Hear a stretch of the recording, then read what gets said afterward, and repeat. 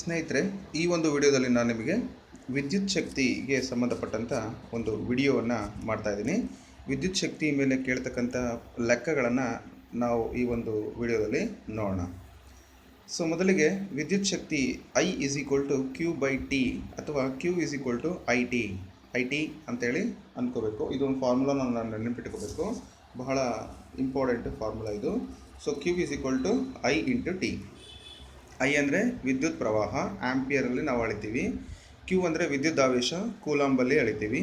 T ಅಂದರೆ ಕಾಲ, ಇದನ್ನು ಸೆಕೆಂಡ್ಸಲ್ಲಿ ಹೇಳ್ತೀವಿ. ಸೊ ಆಂಪಿಯರ್, ಕೂಲಾಂಬ್, ಸೆಕೆಂಡ್, IQT ಇದನ್ನು ನೆನಪಿಟ್ಕೊಳ್ಳೋಣ. ಸೊ ಈಗ Q = IT, ಈ ಸೂತ್ರ ನಿಮಗೆ ನೆನಪಿದ್ರೆ ಈ ಲೆಕ್ಕಗಳು ಮಾಡ್ಬೋದು. ಸೊ ಬಹಳ ಜನ ಫ್ರೆಂಡ್ಸ್ ಕಮೆಂಟ್ ಬಾಕ್ಸ್ನಲ್ಲಿ ಕಮೆಂಟ್ ಮಾಡ್ತಾಯಿದ್ರು, ನಮಗೆ ಫಿಸಿಕ್ಸಿಂದ ಪ್ರಾಬ್ಲಮ್ಸ್ ನಮಗೆ ಅರ್ಥ ಆಗ್ತಾ ಇಲ್ಲ, ಸ್ವಲ್ಪ ಅವನ್ನ ಹೇಳ್ಕೊಡಿ ಅಂಥೇಳಿ. ಸೊ ಆ ಪ್ರಾಬ್ಲಮ್ಸನ್ನು ಹೇಳ್ಕೊಡ್ತಾ ಇದ್ದೀನಿ. ಇವನ್ನ ನಿಮಗೆ ಎಲ್ಲ ಕಾಂಪಿಟೇಟಿವ್ ಎಕ್ಸಾಮ್ಸ್ಗೆ, FDA, SDA, PDO, ಎಸ್ಪೆಷಲಿ ಪದವೀಧರ ಪ್ರಾಥಮಿಕ ಶಾಲಾ ಶಿಕ್ಷಕರ ನೇಮಕಾತಿ ಸಂಬಂಧ ಈ ಒಂದು ವಿಡಿಯೋ ನಿಮಗೆ ಹೆಲ್ಪ್ ಆಗುತ್ತೆ. ಸೊ ಈ ಪ್ರಶ್ನೆಗಳನ್ನು ನೀವು ಬರ್ಕೊಂಡು ಪ್ರಾಕ್ಟೀಸ್ ಮಾಡ್ಬೋದು. ಇದು 10ನೇ ತರಗತಿ ಪಠ್ಯಪುಸ್ತಕದಿಂದ ನಾನು ಈ ಒಂದು ಲೆಕ್ಕಗಳನ್ನು ತಗೊಂಡಿದ್ದೀನಿ. ಒಂದು ವಾಹಕ ತಂತಿಯಲ್ಲಿ 1500 ಕೂಲಾಂಬ್ ಆವೇಶವು 5 ನಿಮಿಷಗಳ ಕಾಲದವರೆಗೆ ಪ್ರವಹಿಸುತ್ತದೆ. ವಾಹಕ ತಂತಿಯಲ್ಲಿನ ವಿದ್ಯುತ್ ಪ್ರವಾಹವನ್ನು ಕಂಡುಹಿಡಿಯಿರಿ ಅಂತ ಕೇಳಿದರೆ ಪ್ರಶ್ನೆ. ಸೊ Q ಅವರೇ ಕೊಟ್ಟಿದ್ದಾರೆ ಆ ಪ್ರವಾಹ ಅಂಥೇಳಿ, ಅದನ್ನು 1500 ಕೂಲಾಂಬ್, T 5 ನಿಮಿಷ ಅಂದರೆ 5 × 60 ಸೆಕೆಂಡ್ ಅಂದರೆ 300 ಸೆಕೆಂಡ್. ನಾವು ಐಯನ್ನು ಕಂಡುಹಿಡಿಯಬೇಕು. ಸೊ I = Q/T ಅಥವಾ Q = IT.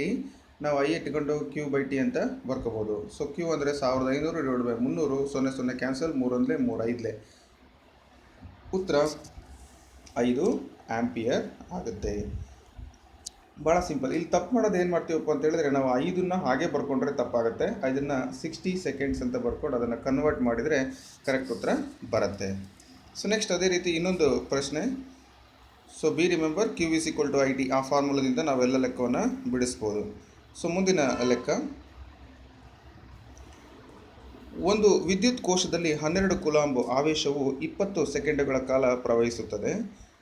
ವಿದ್ಯುತ್ ಕೋಶದಲ್ಲಿನ ವಿದ್ಯುತ್ ಪ್ರವಾಹವನ್ನು ಕಂಡುಹಿಡಿಯಿರಿ ಅಂತ ಕೇಳಿದ್ದಾರೆ. ಸೊ ಅಲ್ಲಿ ಕೊಟ್ಟಿರೋದು Q 12 ಕೂಲಾಂಬು, T 20 ಸೆಕೆಂಡು, ಐನ ಕೇಳಿದ್ದಾರೆ.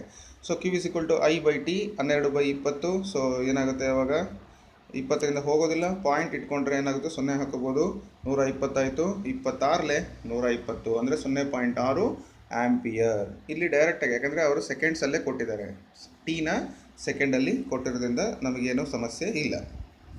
ಸೊ ನೆಕ್ಸ್ಟ್ ಮೂರನೇ ಪ್ರಾಬ್ಲಮ್ಗೆ ಹೋಗೋಣ. ವಿದ್ಯುತ್ ಬಲ್ಬ್ ತಂತಿಯ ಮೂಲಕ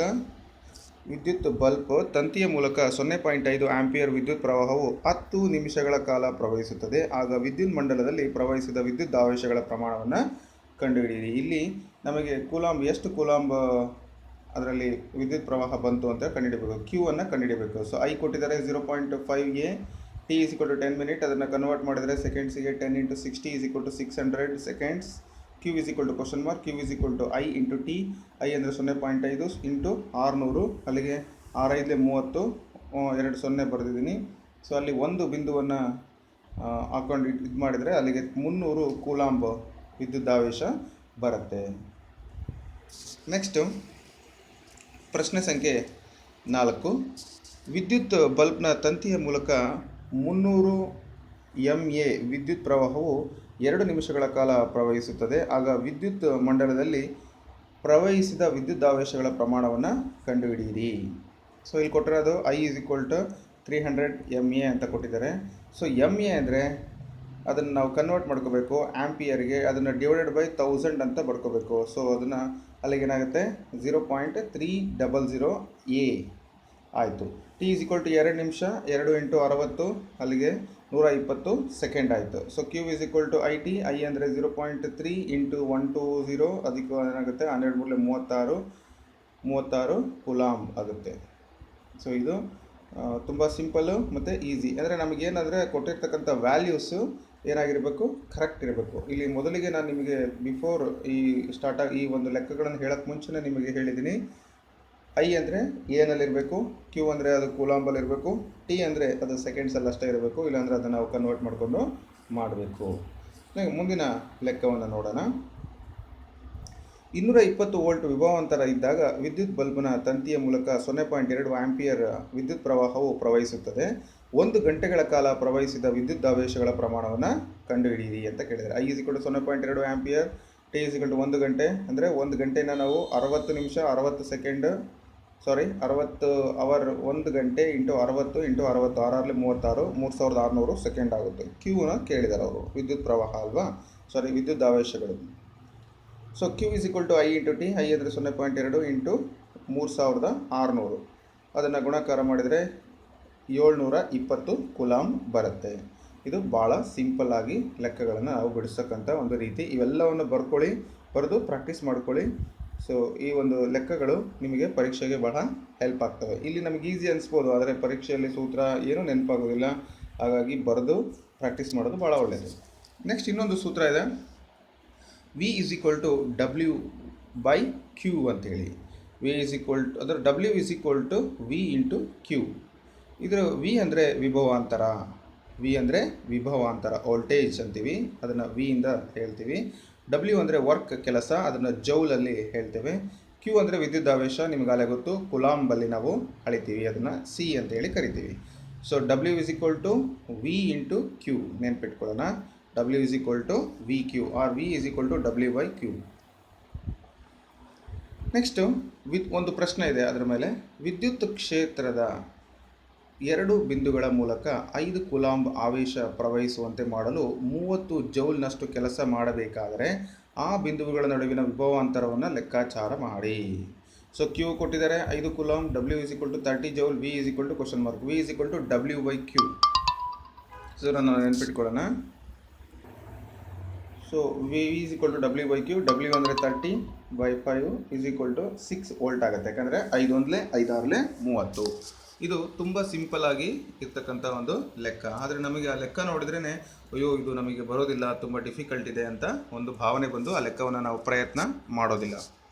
ಸೊ ನೆಕ್ಸ್ಟ್ ಪ್ರಶ್ನೆ, 12 ವೋಲ್ಟ್ ವಿಭವಾಂತರ ಹೊಂದಿರುವಂಥ 2 ಬಿಂದುಗಳ ನಡುವಿನ 26 ಆವೇಶಗಳು ಚಲಿಸಿದಾಗ 2 ಕೂಲಾಂಬ್ ಆವೇಶಗಳು ಚಲಿಸಿದಾಗ ಆಗುವಂಥ ಕೆಲಸ ಎಷ್ಟು ಅಂತ ಒಂದು ಪ್ರಶ್ನೆ ಇದೆ. So V = 12 volt, Q = 2 ಕೂಲಾಂಬ್, W = W = VQ. W = VQ. That means V ಅಂತಂದರೆ ಏನು, 12, Q ಅಂದರೆ 2, 12 24 ಜೌಲ್. ಇಷ್ಟೇ, ತುಂಬ ಸಿಂಪಲ್ ಆಗಿ 12 ವೋಲ್ಟ್ ವಿಭವಾಂತರ ಹೊಂದಿರುವಂಥ 2 ಬಿಂದುಗಳ ನಡುವೆ 2 ಕೂಲಾಂಬ್ ಆವೇಶಗಳು ಚಲಿಸಿದಾಗ ಆಗುವಂಥ ಕೆಲಸ 24 ಜೌಲ್. ಅದೇ ರೀತಿ ಇನ್ನೊಂದು ಪ್ರಶ್ನೆಯನ್ನು ನಾವು ನೋಡೋಣ. 12 ವೋಲ್ಟ್ ವಿದ್ಯುತ್ ಕೋಶದ ಮೂಲಕ 5 ಕೂಲಾಂಬ್ ಆವೇಶಗಳು ಪ್ರವಹಿಸಬೇಕಾದರೆ ಎಷ್ಟು ಶಕ್ತಿಯನ್ನು ಒದಗಿಸಬೇಕು, W ಅಂತ ಕೇಳಿದ್ದಾರೆ. ಸೊ V = 12 ವ್ಯಾಟ್, 12 V ಕೊಟ್ಟಿದ್ದಾರೆ, Q = 5 C ಕೊಟ್ಟಿದ್ದಾರೆ, ಅಂದರೆ 5 ಕೂಲಾಂಬ್. W = W = VQ, that is = 12 × 5, 12 5 60 joule. So ಈ ರೀತಿಯಾಗಿ ನಾವು ಲೆಕ್ಕಗಳನ್ನು ಬಿಡಿಸಬೇಕು. ಸೊ ನೆಕ್ಸ್ಟು ಇನ್ನೊಂದು ಸೂತ್ರ ಇದೆ, ಅದು ಓಮನ ನಿಯಮ ಅಂತೇಳಿ ಕರಿತೀವಿ. ಅದರ ಮೇಲೆ ನಾನು ಈಗ ಇನ್ನೊಂದು ವಿಡಿಯೋವನ್ನು ಮಾಡ್ತಾ ಇದ್ದೀನಿ. ಓಕೆ, ಈಗಲೇ ಅದನ್ನು ನೋಡೋಣ. ಸೂತ್ರ ಓಮನ ನಿಯಮ ಅಂತೇಳಿ ಕರಿತೀವಿ. ಸೊ V = RI ಅಥವಾ R = V/I, I = V/R. So ಈ ಓಮನ ನಿಯಮವನ್ನೇ ಸಾಕಷ್ಟು ಸರಿ ಪರೀಕ್ಷೆಯಲ್ಲಿ ಮಲ್ಟಿಪಲ್ ಚಾಯ್ಸ್ ಕ್ವಶನ್ಸಲ್ಲಿ ಕೇಳಿದರೆ ಇದರಲ್ಲಿ ಒಂದು ನೆನಪಿಟ್ಟುಕೊಂಡ್ರೆ ನಾವು 3 ಕೂಡ ಕಂಡುಹಿಡಿಬೋದು. V ಅಂದರೆ ವಿಭವಾಂತರ, R ಅಂದರೆ ವಿದ್ಯುತ್ತಿನ ರೋಧ, ಓಮಲ್ಲಿ ಹೇಳ್ತೀವಿ ಅದನ್ನು. I ಅಂದರೆ ವಿದ್ಯುತ್ ಪ್ರವಾಹ, ಇದನ್ನು ಆಂಪಿಯರಲ್ಲಿ ಹೇಳ್ತೀವಿ. V = IR ಅಥವಾ RI. V = RI, ಇದನ್ನು ನೆನಪಿಟ್ಕೊಂಡ್ರೆ ನಮಗೆ ಈ ಲೆಕ್ಕಗಳು ಬರುತ್ತೆ. ಅಂದರೆ ವಿಭವಾಂತರ, ವಿದ್ಯುತ್ ರೋಧ, ವಿದ್ಯುತ್ ಪ್ರವಾಹಕ್ಕಿರ್ತಕ್ಕಂಥ ಒಂದು ಈ ಕ್ವಶನ್. ಸೊ ಪ್ರಶ್ನೆಗಳನ್ನು ನೋಡೋಣ ಈಗ. ವಾಹಕದಲ್ಲಿ 2 ತುದಿಗಳ ನಡುವಿನ ವಿಭವಾಂತರ 1.4 ವೋಲ್ಟ್ ಕೊಟ್ಟಿದ್ದಾರೆ. ಅದರಲ್ಲಿ 0.35 ಆಂಪಿಯರ್ ವಿದ್ಯುತ್ ಪ್ರವಹಿಸುತ್ತದೆ. ವಾಹಕದ ರೋಧ ಎಷ್ಟು? ಈ ರೀತಿಯಾದಂಥ ಪ್ರಶ್ನೆ ಕೇಳಿದರೆ ಓಮ್ ಲಾವನ್ನು ನಾವು ಅಪ್ಲೈ ಮಾಡಬೇಕಾಗುತ್ತೆ. ಏನು ಕೇಳಿದರೆ, ಆರ್ ಅನ್ನು ಕೇಳಿದ್ದಾರೆ. V = ದತ್ತಾಂಶ 1.4 volt, A = 0.35 ampere, R question mark. So R = V/I, ಇದನ್ನು ನೆನಪಿಟ್ಕೊಳ್ಳೋಣ. ಸೊ R = V/I ಆಗುತ್ತೆ. 1.4 V ವ್ಯಾಲ್ಯೂ, 0.35 ಇದು ಐ ವ್ಯಾಲ್ಯೂ. ಇವೆರಡನ್ನು ನಾವು ಸಿಂಪ್ಲಿಫಿಕೇಷನ್ ಮಾಡಬೇಕಂದ್ರೆ ಮೊದಲು ಪಾಯಿಂಟನ್ನು ಶಿಫ್ಟ್ ಮಾಡ್ಕೊಳ್ಳೋಣ. ಆವಾಗ 40 ಬೈ ಏನಾಗುತ್ತೆ 35. ಸೊ ಕ್ಯಾನ್ಸಲ್ ಮಾಡಿದ್ರೆ 4 ಆಗುತ್ತೆ. 140 ಬೈ 35 ಆಗುತ್ತೆ. ಆಗ 4 ಏನಾಗುತ್ತೆ ರೋಧ ಆಗುತ್ತೆ. 4 ಓಮ್ಸ್ ರೋಧ ಆಗುತ್ತೆ. ಈ ಸಿಂಪಲ್ ಈ ಲೆಕ್ಕವನ್ನು ನಾವು ಬೇಕಂದರೆ ಮೊದಲು ಏನು ಮಾಡ್ಕೋಬೇಕು, ಫಾರ್ಮುಲನ್ನ ನೆನ್ಪಿಟ್ಕೋಬೇಕು. ನೆಕ್ಸ್ಟ್, ವಾಹಕದಲ್ಲಿ 2 ತುದಿಗಳ ನಡುವಿನ ವಿಭವಾಂತರ 40 ವೋಲ್ಟ್ ಕೊಟ್ಟಿದ್ದಾರೆ. ಅದರಲ್ಲಿ 4 ಆಂಪಿಯರ್ ವಿದ್ಯುತ್ ಪ್ರವಹಿಸುತ್ತದೆ. ವಾಹಕದ ರೋಧ ಎಷ್ಟು? ಇಲ್ಲೂ ಕೂಡ ಅದೇ ಥರನೇ V is equal to 40V, A is equal to 4 ampere and R is equal to question mark. We know the value of R, we know the formula ಏನದು, R is equal to V by I. V ಅಂದರೆ 40 by 4, that is equal to 4 10s 40 resistance ಬಂತು. ಅಂದರೆ 40 ohm ರೋಧ ಬಂದಿದೆ. 10 ರೋಧ ಬಂದಿದೆ ಉತ್ತರ. ಅದೇ ರೀತಿ next ಪ್ರಶ್ನೆ, 12 ವೋಲ್ಟ್ ಬ್ಯಾಟರಿಯನ್ನು ಒಂದು ರೋಧಕದ ಜೊತೆ ಸಂಪರ್ಕಿಸಿದಾಗ ಅದರಲ್ಲಿನ ವಿದ್ಯುತ್ ಪ್ರವಾಹವು 2.5 ಮಿಲಿ ಆಂಪಿಯರ್ ಆಗಿರುತ್ತದೆ. ಆಗ ರೋಧಕದ ರೋಧವನ್ನು ಕಂಡುಹಿಡಿಯಿರಿ. So V is equal to 12 volt ಬಂದಿದೆ, I is equal to 2.5 MA ಆಗಿದೆ. ಅಂದರೆ ಅದನ್ನು 10 to the power of -3 ampere ಅಂತ ಬರಿಬೋದು, ಅಥವಾ ಡಿವೈಡ್ ಬೈ 1000 ಅಂತ ಮಾಡ್ಬೋದು. R is equal to question mark. So R is equal to V by I 12 by 2.5 into 10 to the power of -3. ಅದನ್ನು ಮೇಲೆ ತೊಗೊಂಡೋದರೆ ಕ್ಯಾನ್ಸಲ್ ಮಾಡಿದರೆ ಏನಾಗುತ್ತೆ, 2.5 ಇಂದ 12 4.8 ಬರುತ್ತೆ, into 10 to the power of +3 volt. ಅಥವಾ ಇದನ್ನು ನಾವು ಕಿಲೋ ವೋಲ್ಟ್ ಅಂತ, ಕಿಲೋ ಓಮ್ ಅಂತ ಕೂಡ ಬರಿಬೋದು. 4.8 K ರೆಸಿಸ್ಟೆನ್ಸ್ ಬಂದಿದೆ. ಸೊ ಇನ್ನೊಂದು ಲೆಕ್ಕ ನೋಡೋಣ. ಓಮನ ನಿಯಮವನ್ನು ತಾಳೆ ನೋಡಲು ಕೆಳಗಿನ VI ನಕ್ಷೆಯನ್ನು ರಚಿಸಿ ನೀಡಲಾಗಿದೆ. ಈ ಪ್ರಯೋಗದಲ್ಲಿ ಬಳಸಿರುವಂಥ ರೋಧ ಎಷ್ಟು ಅಂತ ಕೇಳಿದ್ದಾರೆ. ಸೊ ಇಲ್ಲಿ ಒಂದು V ಕೊಟ್ಟಿದ್ದಾರೆ, ಈ ಕಡೆ ಕೆಳಗಡೆ ಐಯನ್ನು ಕೊಟ್ಟಿದ್ದಾರೆ. ಸೊ ಅದಕ್ಕೆ V1 is equal to 1 volt, V2 is equal to 3 volt. ನೋಡಿ, V1 1 ವೋಲ್ಟು, V2 3 ವೋಲ್ಟ್ಸು, ಮತ್ತು I is equal to 0.5 ampere, I2 is equal to 1.5, R is equal to question mark. So formula ಹಾಕ್ತಾ ಇದ್ದೀನಿ. R is equal to V2 minus V1 by I2 minus I1, 3 minus 1 divided by 1.5 minus 0.5. ಅಂದರೆ ಇಲ್ಲಿ 3 minus 1 ಅಂದರೆ 2 by 1, that is equal to 2 ಅಂತ ಬಂದಿದೆ. So ಈ ರೀತಿಯಾಗಿ ನಾವೇನು ಮಾಡ್ಬೋದು ಅಂದರೆ ತಾಳೆಯನ್ನು ನೋಡ್ಬೋದು. ನೆಕ್ಸ್ಟು ಅದೇ ಥರ ಅದರ ಮೇಲೆ ಇನ್ನೊಂದು ಪ್ರಶ್ನೆ, ವಿದ್ಯುತ್ ಬಲ್ಬ್ನ ತಂತುಗಳ ರೋಧವು 1200 ಕೊಟ್ಟಿದ್ದಾರೆ ಆಗಿದ್ದು 220 ವೋಲ್ಟ್ ಮೂಲದಿಂದ ವಿದ್ಯುತ್ ಬಲ್ಬ್ ಸೆಳೆಯುವ ವಿದ್ಯುತ್ ಪ್ರವಾಹ ಎಷ್ಟು ಅಂತ ಕೇಳಿದ್ದಾರೆ. ಸೊ ರೆಸಿಸ್ಟೆನ್ಸ್ ಕೊಟ್ಟಿದ್ದಾರೆ 1200 ವೋಲ್ಟು, 220 ಕೊಟ್ಟಿದ್ದಾರೆ, ಐನ ಕೇಳಿದ್ದಾರೆ. ಇಲ್ಲಿ I is equal to V by R. So 220 by 1200, 0 cancel, ಮತ್ತು 22 by 120 ಇದನ್ನು 0.18 ಆಂಪಿಯರ್ ಬರುತ್ತೆ. ನೀವು ಇದನ್ನು ಕ್ಯಾಲ್ಕುಲೇಷನ್ ಮಾಡಿ ನೋಡ್ಬೋದು, ಭಾಳ simple.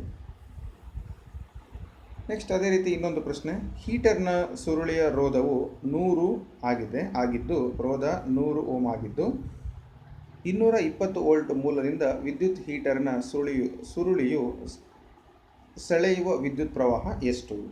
R is equal to 100 ಕೊಟ್ಟಿದ್ದಾರೆ, V is equal to 220 ಕೊಟ್ಟಿದ್ದಾರೆ, I is equal to question mark. So I is equal to V by R, 220 by 100, that is equal to ಇದನ್ನು ಕ್ಯಾನ್ಸಲ್ ಮಾಡಿದರೆ 2.2 ಆಂಪಿಯರ್ ಆಗುತ್ತೆ. ತುಂಬ simple.